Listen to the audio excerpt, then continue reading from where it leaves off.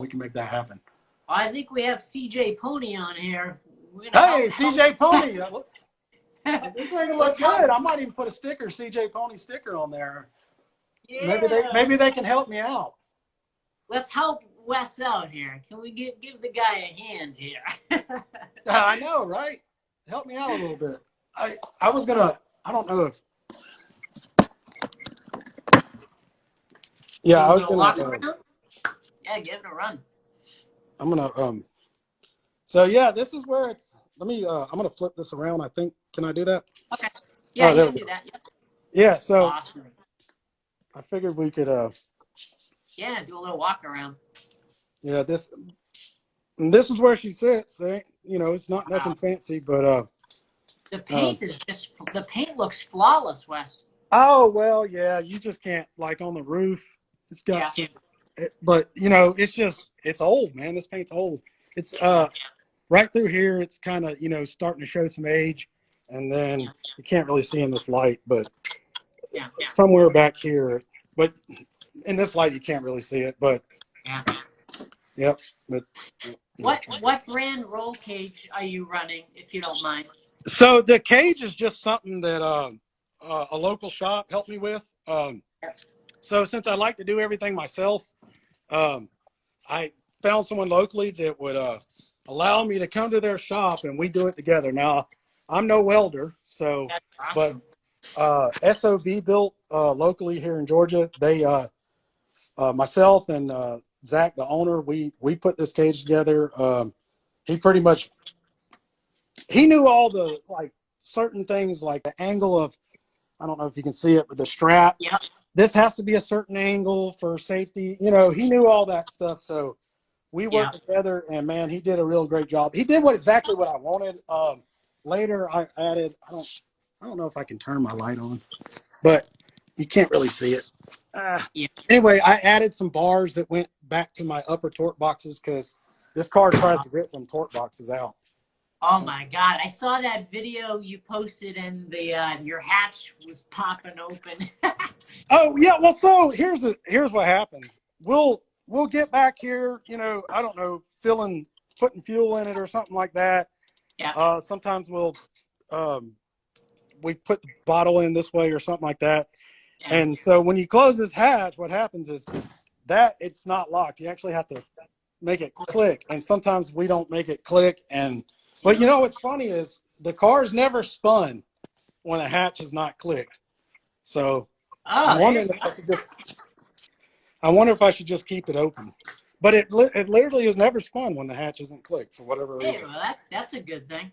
I remember I had a black box body, and when I ran it down New England Dragway with the nitrous, it would pop open on its own from the twist. Yeah, but with the cage in it, I shouldn't be twisting anymore. Right. I ran a long time with no cage, and the wife finally, I think she saw a time slip somewhere, and I guess she didn't know it was that fast. And I was in the doghouse until I put a cage in it. But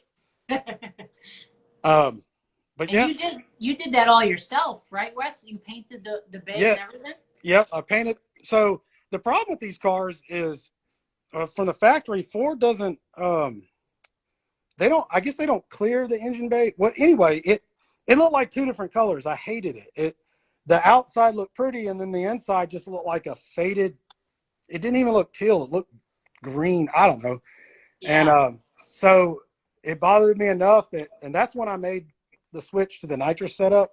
So I went ahead and painted the engine bay while it was all out. Yeah, I know exactly what you're talking about. It's almost like it doesn't have clear coat almost, right? Right, exactly. But it did, And the paint I didn't use. I am no painter. My dad paints, but I'm no good at it.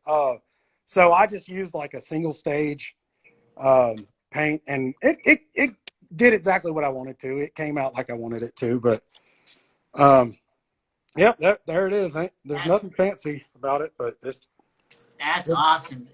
It's just done. It's done right, man. It's just done right. Yeah, I appreciate that. Yeah, and that's another thing. So when I make posts and people, they comment like, even if it's just a little fire, flames, or you know, that's badass or Yeah. whatever. Man, all that right there really, it's because, man, there's times that, you know, you just want to, I mean, not necessarily quit, but you definitely want to park it to the side, you know, because, you know, something didn't go right. Um, and it's just, Yeah. you know, those little comments and, you know, and sometimes guys are just asking for help. And Yeah. I try to, you know, answer as much as I can.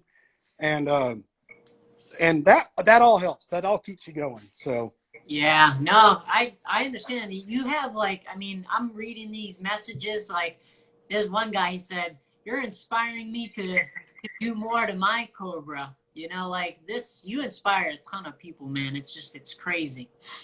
well, yeah, and like I said, they also they help me. They keep me going. They push me, and you know, um, that's what it's all about. You know, especially in the racing community, everybody Yeah. is family. Everybody, like even the guys that you're in competition with, the Jonathan Atkins, the Tick Performance owner and driver of the Tick Performance Camaro. Yep. Uh, you know, we raced and we've actually only raced once and I beat him. And I think Man. everybody was surprised, but to include myself. And you know, we talked a little trash and all, but at the end of the day, like Jonathan, we message each other, we help each other when we can.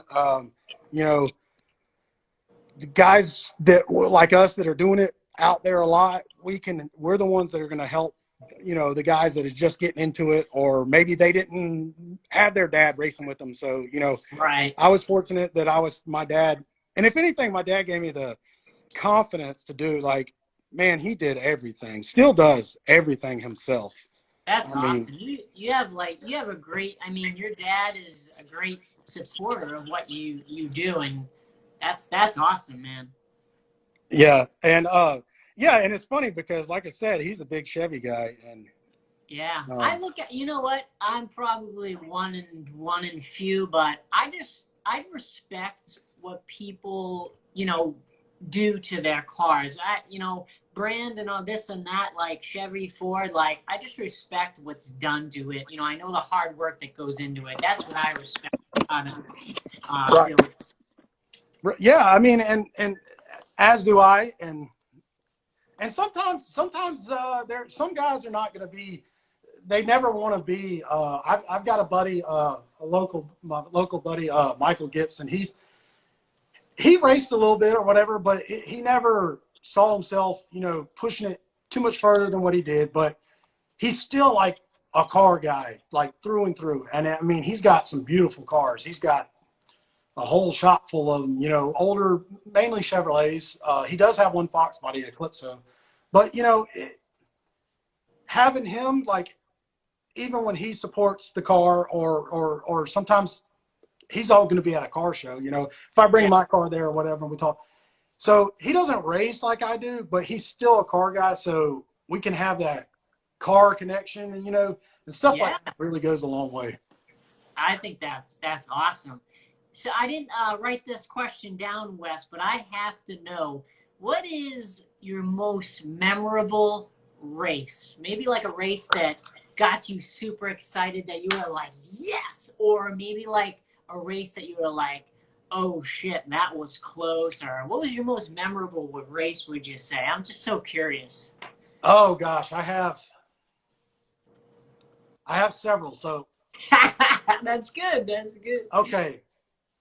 When I beat the Tick Performance Camaro, that Yeah. was one of the most exciting wins.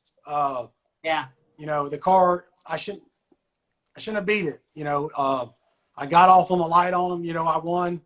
Uh, my Florida homies, they were there to help celebrate. A lot of my local buddies were at that race, and there's a video of it. There's a longer video of it. I think it's on my YouTube channel, but Okay. you know, the people behind jumping up and down, you know, it was just awesome to see my friends behind. So that would be the win. But I've actually had losses too that it's going to sound crazy, but Yeah. I mean, don't get me wrong. I would always rather win, but when I lost to Yandro, the TT Minion, in the finals at Shady Side. Yep, he just said that. Yep. That was a race I'll never forget. I mean, you know, you look back on it, you think, man, if I'd have done this differently or I'd have done that. Like, the biggest thing I messed up, remember before when I said I let Ryan do all the tuning? Yeah. Well, that passed for whatever reason. Oh, I thought he was supposed to be on vacation. So I just was tuning the car that weekend. Well, so I get to the finals, and I just try to just put the wood to the car. And because I had to beat the Yandro. Well, anyway, the car wheelied real bad. And if you ever see my car wheelie real bad, it's not going fast. It just looks cool. It's when my car doesn't look like it's 60 in is when it's really getting out there. Especially the 330 will be real fast. Well, anyway, the car wheelie real bad, and I knew because it comes up and all you can see is hood. And I'm like, I kind of knew I screwed up, but I just grabbed the next gear, and I don't see him. And about 500 feet out, man, he come by me like I had thrown an anchor out. And so even though I lost that race, I'll never, and Yandro is probably one of the best people you'll ever meet. I mean, when I raced at Florida 2K, which I won Florida 2K, but nice. I don't think I could have done it with Yandro. He got me an RV set up down there for us to stay in over the weekend. He fed us and wouldn't even let us give him any money. I mean, he's an awesome guy, man. And but then that brings me to my third. So at Florida 2K, I can't say that. Nope. Give myself away. That's okay. I can't say that. So, but I raced a Toyota Supra, and I about blew that race. But I can't really say. But that race was pretty big deal too. So I mean, then I race a local at this track US 19, and man, the people there at that track, it's like they're the best crowd. Like, it's a small town, small track, but they'll still be like cheering you on. Oh man, after I won, especially because that race is, I'm the only stick shift car typically in that, and I've won that race actually 3 times, and wow. And I'll be the only stick car every time. And people are blown away if they didn't know the car before then. So after I won it, I'm parked and they're just coming up and they can't believe it's a stick shift car. And they want me to get in there and wiggle the shifter because they just don't believe it. They don't believe you. But yeah, I guess those 4 races are my big, but those are my most memorable ones. That's awesome, man. Someone had asked, Chappie455 asked, have you ever raced Cletus? I don't know who that is. Cletus? No, he's talking about Cletus McFarland. No, I haven't. Typically, he races quarter-mile stuff, which I try to stay away from. My car is no wing, no air. It's got stock body panels on it. I race quarter, but I try to avoid it. I don't have a chute on the car. It starts getting dangerous. I really would be more comfortable with more cage too if I did that.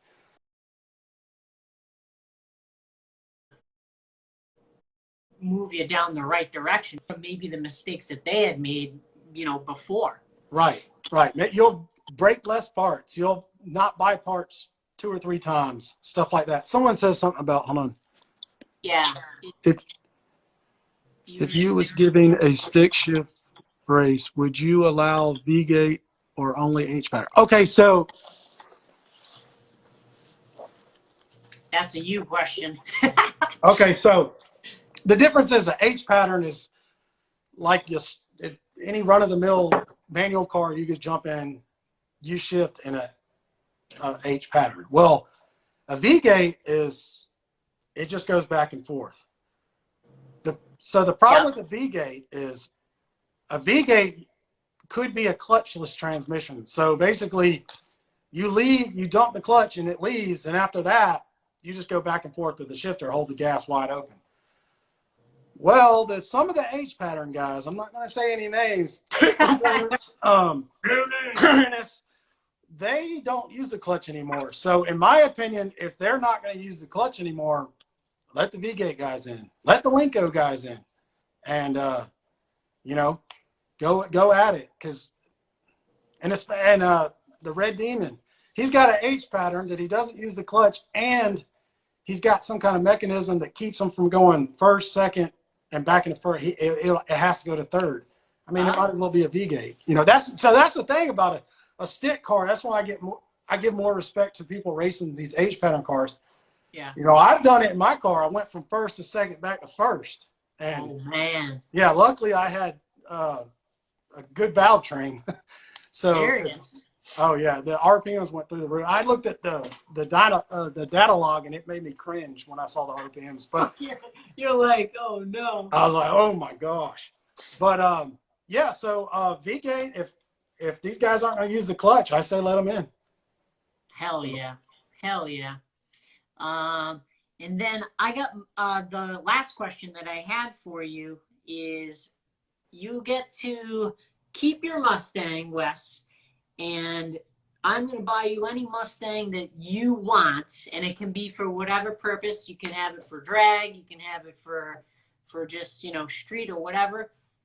What Mustang would that be? You know, money's not an issue. Like, what would that other Mustang be in your garage, for your 2-car garage? What would you buy, since you already have a sick-ass one already? And why? Picking just one would be so hard. If money's not an issue, I want, you know, a 67 GT500. But Sick. For me, that's never going to happen. So more realistic my second I'm probably going to have to, maybe in a year or two. This one's probably going to be retired from racing. And it's going to be more, it'll never be slow, but it'll be, you know, probably do a synchronized T56 in it, you know, calm it down a little bit, maybe put a different cam in it or something. But enjoy it. The second Mustang it would be one of the two. It'd either be an 85 or 86 GT, or it would probably be a 03, 04 Cobra clone, but it would be the race car. That's what I want to do. Either 03, 04 Cobra clone or 85, 86 GT. And I'd probably lean towards the GT would be better, but the clone would be cheaper. So yeah, I'd probably do. So one of those two. I really can't say. I wish I could. I need a 10-car garage. I have about 10 of them. So yeah, I think we all would. If you had either one of those cars, would you set it up for drag, you said? Yeah, so that would be, so this one I want to be a fun street car, which, I mean, it's a cam and a synchronized transmission away from being something that I could essentially drive it every day if I wanted to. And then the other car would be, I want something I can cut up. That car right there, like, everything is harder because I don't want to cut it. You know, like the front end, I can't cut a hole in it. I could do a fuel cell that dropped down, but I don't want to cut a hole in the car. So that right there, really, I want something that's, you know, just like a 4-cylinder car, just make it look like a 86 GT or something. Absolutely. Yeah, I think that would be a great idea. And that is kind of tough. I didn't actually think about that, you know, because you have such a unique car, you can't really, you know, start cutting into it, because that's, because you're eventually going to, you know, bring it back, you know, take it down a notch and enjoy it, you know, a little bit more. If you start cutting into it, then that you can't go back. So that's the thing. Everything I've done, like now the cage is welded in, so of course, you know, I'd have to, you know, strategically remove that. But outside of that, you know, I could essentially put the car pretty well stock, and you know, not the 93 Cobra. I don't know what you call those guys, but some of them don't like me because I race it. But, really? No. Oh man. So one time, someone asked me why I call it Real Teal. The reason why I call it Real Teal, when I first got to, keep in mind this is a town a lot of people have Mustangs, and still to this day, I'll get asked. But especially when I first got it, people would always ask me, "Is that a Real Teal 93 Cobra?" And that would be like, I got asked that question probably more than anything when I first got it. Was it? Because, I mean, even in this town, we've actually got, I think, 2 Teal 93 covers, but, you know, it's a relatively rare car, so a lot of people won't see it. And so that's where the name came from. People just asked me, was it a Real Teal one? So I decided like to call that. it Real Teal. I was going to ask you that question, but I'm like, I'm kind of thinking that's probably why. Yeah, you know, a lot purist. of people do. Curious, yeah. Yeah, CSU Carbs got, purists. The purists get mad. Yeah, yep. Well, we got my friend Ryan's on here, and he has a Cobra, you know, just like yours, but he's done some things to it. He's got, you know, a supercharger, maximum motorsport suspension, a whole bunch of things, and you know, he's just enjoying it. You know what I mean? But yeah, I'm not that guy that I would have to hit the lottery or something to buy one of those with like low miles. That I don't want it if I can't drive it. That's just like even earlier when I said the GT5 the 67 GT500, I'd probably want the one that was the guy like me owned it, you know, was a little hopped up, so I wouldn't feel bad at all when I put whatever motor I wanted to put in it. So yeah, man, I feel the same way. It's like if you're gonna either spend the money or put all this work into it, and you're just gonna not drive it, like, eh. Right, yeah, and I mean that's the thing. We like to drive it, and one day I think if I can get another car, I'm gonna be driving this one a lot more, just because I can put a nice set of BBSs on it and, you know, just cruise the streets and everything. Let the old lady drive it more. There you go. Ryan said, fuck the purists. They can buy their own if they're so mad. Yeah, that is, exactly. I feel you on that. Ryan, you need to sell anything. Let's see. I thought I saw something else, someone that said. Yeah, let's see. Oh, man. All right, man. Well, hey, I really appreciate having you on, or having me on your show. Yeah. I'm hoping I talk a lot, so I get excited about it. So, but I was excited to have you on, and I say this all the time. I love when people are excited to talk with me on it. Right. And it just makes the experience for the viewers as well, you know, that much better. And, you know, this was great for us because we got to meet you, Wes. You know, you know, we maybe in our lifetime might not ever have a chance to meet you behind the car type of thing. And, you know, we thank you so much. Right. I appreciate it. Oh, one last thing. I'll be racing in North Georgia this coming weekend, the 15th and the 16th at Brainerd Motorsports Park. It's very, very top North Georgia. So any of the Tennessee guys or whatever, they want to come out and shake my hand or something like that, and I'd love to meet them. And, you know, yeah, Friday would be better. Saturday I'll be more in race mode, but I'd love to meet the guys and, you know, talk to them. And they bring their cars, check them out and all. Absolutely. Yeah, guys, make sure you go.